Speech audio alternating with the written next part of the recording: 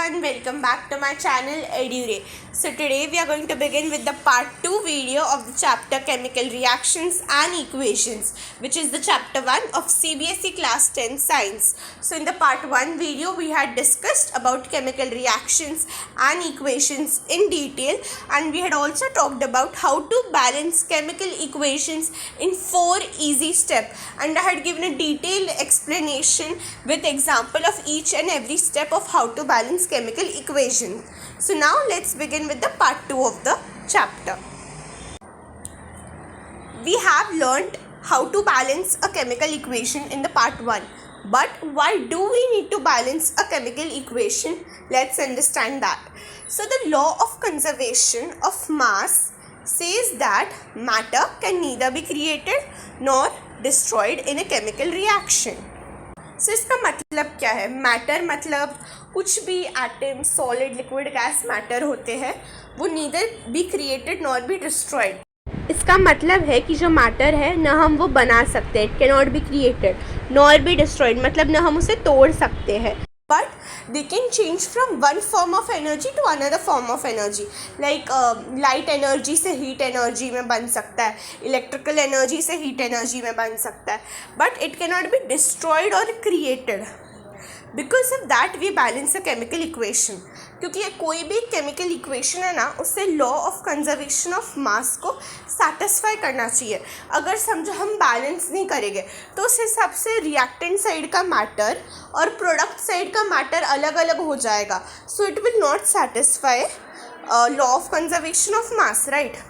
जैसे अगर हमने बैलेंस नहीं किया तो रिएक्टेंट साइड का समझो जो अगर टोटल करते तो 100 हो, प्रोडक्ट का 200 हो, बिकॉज द रिएक्शन और chemical equation is not balanced. अगर हम बैलेंस करते तो हर एलिमेंट दोनों साइड पे बराबर हो जाते हैं, तो जो मैटर होता है वो इक्वल होता है, वो ना डिस्ट्रॉय होता है ना क्रिएट होता है केमिकल इक्वेशन में. Because of that we balance a chemical equation.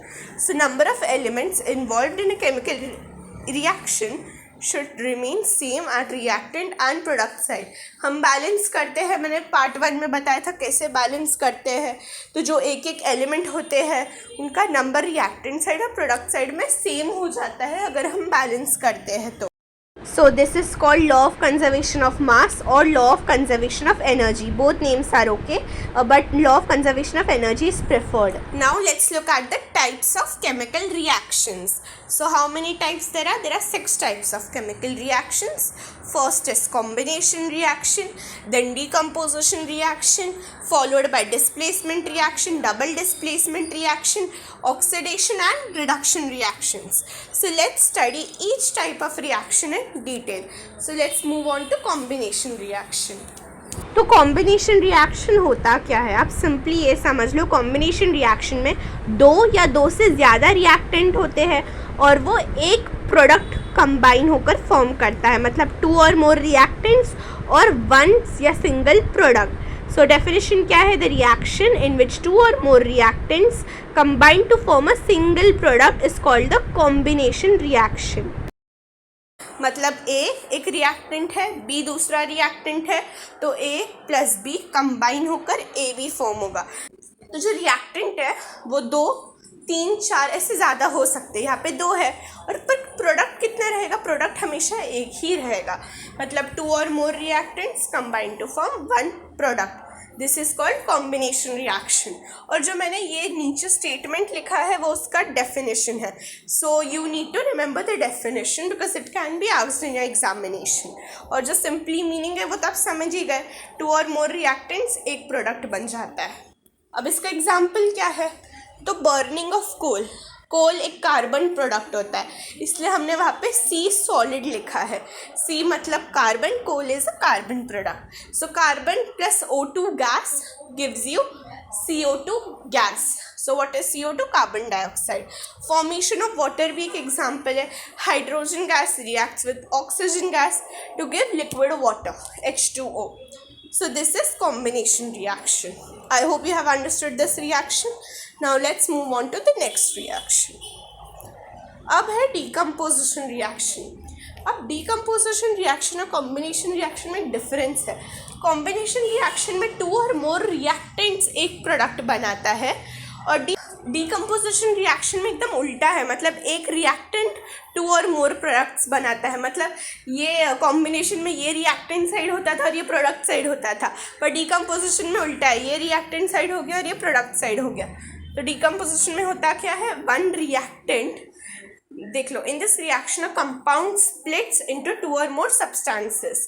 इसका मतलब है एक रिएक्टेंट 2 या 2 से ज़्यादा सब्सटेंस या प्रोडक्ट में स्प्लिट होता है। मतलब ए बी एक रिएक्टेंट है, एक कंपाउंड है, जो उसके एलिमेंट्स या उस कंपाउंड में स्प्लिट हो रहा है, वो ए और बी, मतलब one compound splits into 2 or more substances और प्रोडक्ट्स। अब डिकम्पोजिशन रिएक्शन के 3 टाइप है, थर्मल डिकम्पोजिशन, इलेक्ट्रोलाइटिक डिकम्पोजिशन और फोटोलाइसिस। अब हमें नाम से ही पता चल रहा है, थर्मल मतलब हीट एनर्जी इन्वॉल्व है, इलेक्ट्रोलाइटिक मतलब इलेक्ट्रिसिटी कुछ इन्वॉल्व है, फोटोलाइसिस मतलब लाइट या सन्स एनर्जी वो सब इन्वॉल्व है।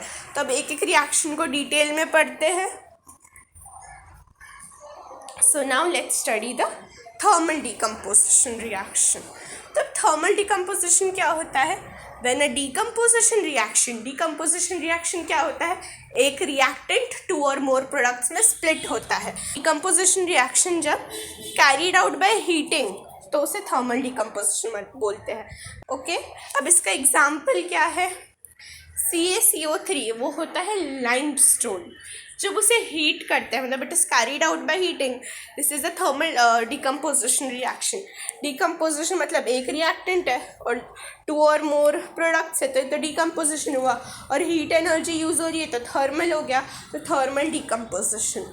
CaCO3 लाइमस्टोन हीट करते हैं तो क्या मिलता है, CaO मिलता है, वो क्या है, क्विक लाइम है, कैल्शियम ऑक्साइड, और क्या मिलता है, CO2 which is carbon dioxide.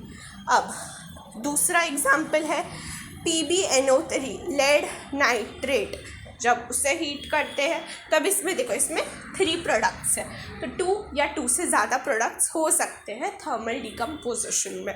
क्या मिलता है, lead oxide PbO, NO2 nitrogen dioxide और O2 oxygen. So these are the examples of thermal decomposition reaction. Now let's move on to electrolytic decomposition. So electrolytic decomposition क्या होता है, when a decomposition is carried out by passing electricity is called electrolytic decomposition. मतलब decomposition reaction, एक reactant 2 या ज़्यादा product, वो है decomposition, और यहाँ पे इलेक्ट्रिसिटी यूज़ हो रही है, मतलब इलेक्ट्रोलाइटिक डिकम्पोजिशन। तो when decomposition is carried out by passing electricity is called electrolytic decomposition. So ये डेफिनेशन है, you can write this in your exam and learn it. तो क्या होता है, 2H2O water is decomposed into its elements which is 2H2 hydrogen and O2 oxygen. So इसमें हुआ क्या है, मैं आपको इमेज दिख रही है, ये इमेज है electrolysis of water. So during electrolysis of water, so जो ऑक्सीजन गैस है ना इधर, वो किधर रिलीज हो रही है, वो एनोड पे रिलीज हो रही है। तो oxygen gas is released at anode and anode is connected to the positive terminal of the battery, और जो हाइड्रोजन गैस वो किधर रिलीज हो रही है, वो कैथोड पे रिलीज हो रही है, वो negative terminal of the battery पर कनेक्टेड है। तो इलेक्ट्रोलाइसिस ऑफ वाटर में 2 चीज़ होती है, ऑक्सीजन एनोड पे रिलीज होता है और हाइड्रोजन कैथोड पे रिलीज होता है। तो इलेक्ट्रोलाइटिक डिकम्पोजिशन को आपको बस इतना याद रखना है कि ऑक्सीजन एनोड पे रिलीज हो रहा है और हाइड्रोजन कैथोड पे। Okay, now let's move on to photolysis decomposition reaction. So photolysis decomposition में क्या होता है, when a decomposition is carried out in the presence of sunlight it is called photolysis decomposition. So ये उसका definition है, this is the definition. अब जो decomposition reaction है, वन रिएक्टेंट 2 प्रोडक्ट्स, ये डिकम्पोजिशन है, सनलाइट है तो फोटोलाइसिस डिकम्पोजिशन है। तो अगर डिकम्पोजिशन हो रहा है, अगर यहाँ पे सनलाइट के बजाय इलेक्ट्रिसिटी होता तो क्या हो जाता, इलेक्ट्रोलाइटिक डिकम्पोजिशन। अगर हीट होता तो क्या होता, थर्मल डिकम्पोजिशन। सनलाइट है तो फोटोलाइसिस डिकम्पोजिशन। तो ये 3 टाइप्स है, जो भी एरो के ऊपर जो होगा सनलाइट, हीट, इलेक्ट्रिसिटी, उस हिसाब से आपको टाइप मालूम पड़ जाएगा। सो 2AgCl decomposes to give in the presence of sunlight 2Ag. Ag is silver plus chlorine Cl2. Okay, above reaction is used in black and white photography.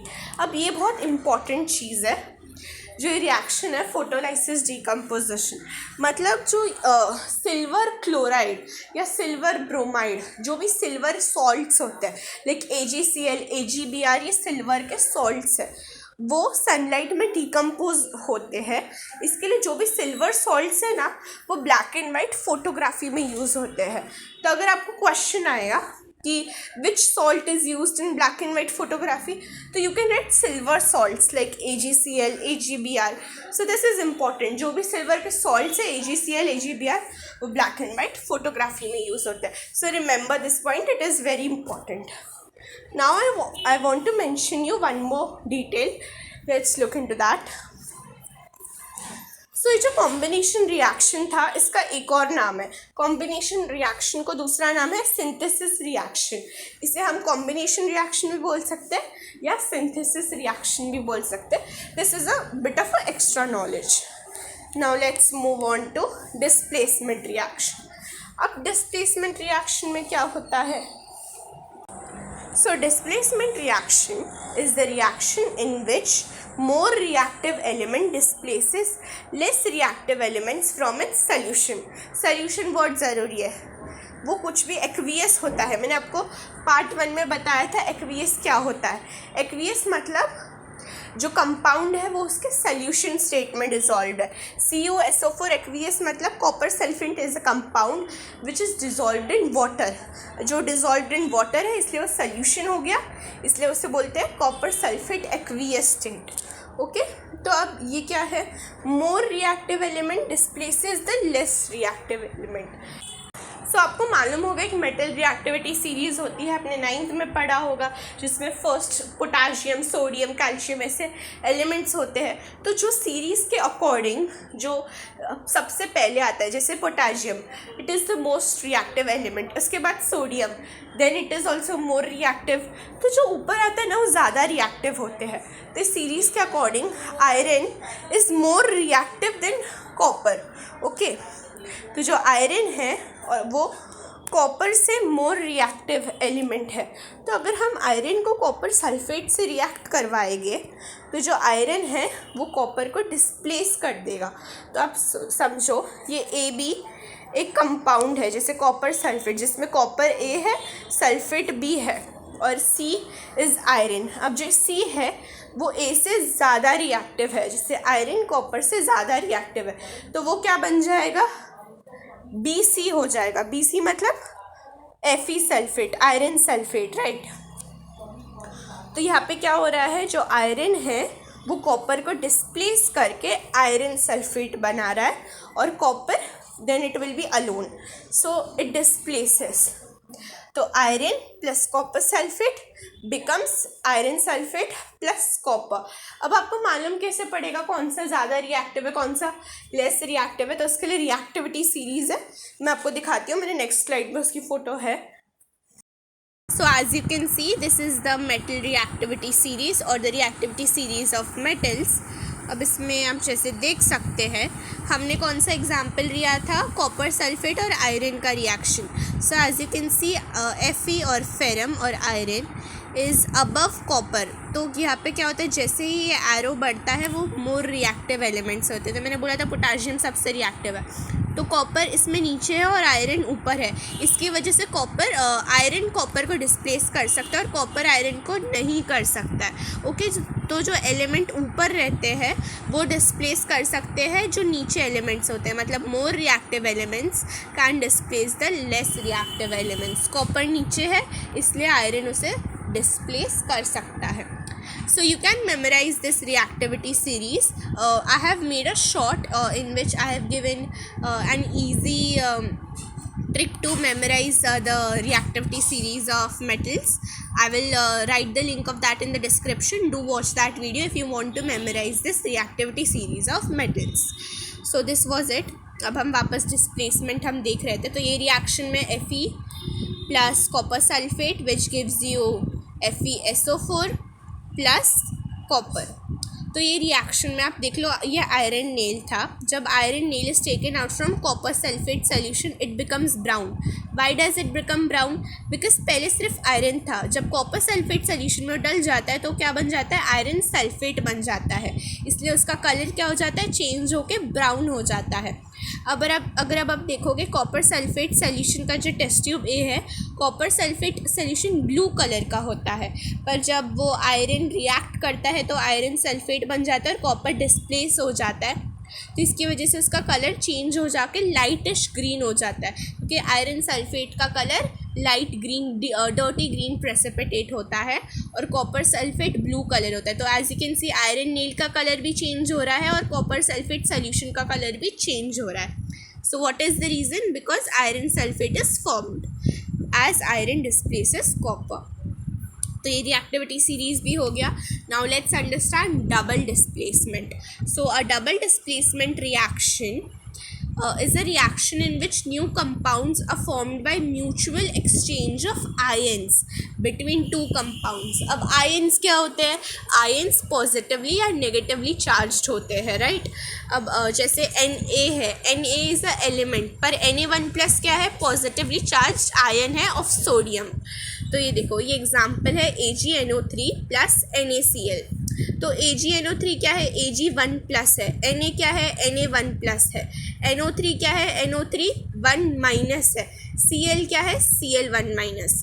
तो कभी भी पॉजिटिवली चार्ज्ड जो आयन होता है वो नेगेटिवली चार्ज्ड आयन के साथ होता है. तो Ag पॉजिटिव है, NO3 नेगेटिव है, सोडियम पॉजिटिव है, Cl नेगेटिव है.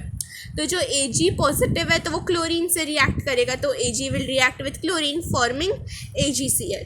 सोडियम पॉजिटिव है तो नेगेटिव के साथ रिएक्ट करेगा, सो Na will react with NO3 forming NaNO3. Okay, तो क्या हो रहा है यहाँ पे? जो Na है वो पॉजिटिव है, जो NO3 है वो नेगेटिव है. तो दोनों रिएक्ट करते हैं और क्या फॉर्म होता है? NaNO3. तो इसमें क्या हो रहा है? म्यूचुअल एक्सचेंज ऑफ आयन्स हो रहा है. पहले AgNO3 था तो अब AgCl आयन के साथ हुआ और NaNO3 के साथ हुआ. डिस्प्लेसमेंट रिएक्शन और डबल डिस्प्लेसमेंट रिएक्शन में डिफरेंस क्या है वो देखते हैं. ये देखो, यहाँ पे ना हम लोग को दोनों प्रोडक्ट मिल रहे हैं. वहाँ पे हम लोगों को एक एलिमेंट पूरा डिस्प्लेस हो जाता था सिंगल डिस्प्लेसमेंट में and it would become alone. पर यहाँ पे two compounds we are getting because there is a mutual exchange. Okay, तो यहाँ पे एक म्यूचुअल एक्सचेंज हो रहा है, यहाँ पे भी म्यूचुअल एक्सचेंज हो रहा है. सो this is called double displacement. अब ऑक्सीडेशन और रिडक्शन, ये बहुत इम्पॉर्टेंट है. सो ऑक्सीडेशन में क्या होता है? Oxidation as you can hear oxy meaning oxygen, तो आप ऐसे नाम से याद रख सकते हो. Oxidation is addition of oxygen to the substance and removal of hydrogen from the substance. अब ये ऑक्सीडेशन मतलब addition of oxygen, removal of hydrogen. तो ऑक्सीडेशन का जो अपोजिट है वो होता है रिडक्शन. रिडक्शन में मतलब addition of hydrogen and removal of oxygen from a substance. इसका एग्जाम्पल क्या है? Copper oxide plus H2 heat and copper plus H2O it gives you copper plus water. तो इसमें हुआ क्या? जो कॉपर है यहाँ पे उस पर ऑक्सीजन था पर प्रोडक्ट के साइड पे सिर्फ कॉपर बचा, मतलब कॉपर से ऑक्सीजन हट गया, राइट? यहाँ पे ऑक्सीजन था, प्रोडक्ट साइड में कॉपर में ऑक्सीजन नहीं है, तो इसमें रिडक्शन हो रहा है. रिडक्शन मतलब रिमूवल ऑफ ऑक्सीजन, तो कॉपर से रिमूव हुआ है ऑक्सीजन, तो बिकॉज ऑफ दैट रिडक्शन. अब यहाँ पे रिएक्टेंट साइड पे हाइड्रोजन H2 था, अब प्रोडक्ट साइड पे वो H2O हो गया, तो मतलब हाइड्रोजन में ऑक्सीजन ऐड हुआ है. तो ऑक्सीडेशन क्या होता है? एडिशन ऑफ ऑक्सीजन, तो इसलिए ऑक्सीडेशन हुआ है. अब एक और रिएक्शन होता है रेडॉक्स रिएक्शन. रेडॉक्स रिएक्शन वो रिएक्शन होता है जिसमें ऑक्सीडेशन भी होता है और रिडक्शन दोनों साइमल्टेनियसली होते हैं. तो ये एक रेडॉक्स रिएक्शन है बिकॉज इसमें ऑक्सीडेशन भी हुआ और रिडक्शन भी हुआ. Okay, I hope you have understood this. So अब हम बात करते हैं एक्सोथर्मिक रिएक्शन और एंडोथर्मिक रिएक्शन। मैंने पार्ट 1 में आपको एक्सोथर्मिक रिएक्शन के एक ब्रीफ दिया था, अब उसे वापस मैं आपको बता देती हूँ। Reactions in which heat is released along with formation of products are called exothermic chemical reactions. Okay, मतलब जो रिएक्शन जिसमें हीट इवॉल्व होती है, जिसमें टेम्परेचर इंक्रीज़ होता है, हीट इवॉल्व होती है, उससे एक्सोथर्मिक रिएक्शन बोलते हैं। और एंडोथर्मिक रिएक्शन मतलब reactions which requires energy in the form of heat, light, electricity. मतलब जो रिएक्शन जिसमें हीट अब्जॉर्ब हो रही है, वो रिएक्शन को परफॉर्म करने में एक हीट एनर्जी की ज़रूरत है। वो कोई भी एनर्जी हो सकती है, हीट, लाइट, इलेक्ट्रिसिटी, पर एनर्जी चाहिए वो रिएक्शन को परफॉर्म करने में, उसे एंडोथर्मिक बोलते हैं। एक्सो मतलब रिलीज, एंडो मतलब अब्जॉर्ब, तो आप ऐसे याद रख सकते हैं। Now, effects of oxidation in everyday life. तो corrosion. So corrosion क्या होता है? When a metal is exposed to a substance such as moisture, air, water, acid. तो एक metal है वो खुला पड़ा है, वो exposed to the atmospheric substances, moisture, H2O, water, air में का ऑक्सीजन होता है, water, acid, H2SO4, HCl etcetera, for some time, मतलब थोड़ी सी देर के लिए भी अगर मेटल एक्सपोज हो ना, तो layer of oxide is formed which weakens the metal. मतलब अगर मेटल ऑक्सीजन के साथ रिएक्ट करता है तो मेटल ऑक्साइड होता है, मेटल वाटर के साथ रिएक्ट करता है तो मेटल ऑक्साइड फॉर्म होता है, किसी के साथ भी रिएक्ट करता है ना एसिड, वाटर, ऑक्सीजन, तो मेटल ऑक्साइड फॉर्म हो जाता है। तो अगर मेटल ऑक्साइड फॉर्म होता है तो जो मेटल है वो वीक हो जाता है, बिकॉज एक एडिशनल मिक्सचर इम्प्योरिटीज फॉर्म ना, ऑक्साइड फॉर्म हो रहा है तो मेटल लूज हो रहा है ना। अगर मेटल ऑक्साइड फॉर्म होता है तो मेटल अपने आप को लूज हो रहा है, वो कम होता जा रहा है मेटल, और एक इम्प्योरिटी फॉर्म हो रही है, तो उसकी वजह से मेटल करोड हो जाता है, मेटल करोड्स। इसका एग्जाम्पल क्या है? Rusting of iron. जब आयरन ऑक्सीजन से कंबाइन करते हैं तो क्या बनता है? Fe3O4। Fe3O4 is rust, so rusting of iron. Then black coating on silver, green coating on copper. तो कॉपर पे कलर कौन सा? ग्रीन है, ये याद रखना। सिल्वर पे कलर ब्लैक है, ये एग्जाम में पूछ सकते हैं। सिल्वर का कलर ब्लैक होता है और कॉपर का ग्रीन कोटिंग होता है, इन दोनों को मिक्स मत कर देना। अब रैंसिडिटी भी एक इफेक्ट है, वो क्या होता है? The oxidation of fats and oils when expose to air is known as rancidity. अब जब फैट और ऑयल एयर से एक्सपोज्ड है तो जो फैट और ऑयल है वो ऑक्सीजन से रिएक्ट करते हैं, इसलिए उनका ऑक्सीडेशन होता है, which is known as rancidity. तो ये डेफिनेशन है। अब उससे होता क्या है? It leads to bad smell and bad taste of food. So this is these two are negative effects of oxidation. So thank you everyone. This is the end of the chapter 1, chemical reactions and equations. If you have understood the concept, if you have understood this chapter thoroughly, please like the video and encourage me to make such videos. Do subscribe my channel EduRay, as I'm going to soon post the chapter 2 videos. So press the bell icon and subscribe so that you can receive notification and update whenever I post the chapter 2 video. And do share it with your friends and family. Thank you.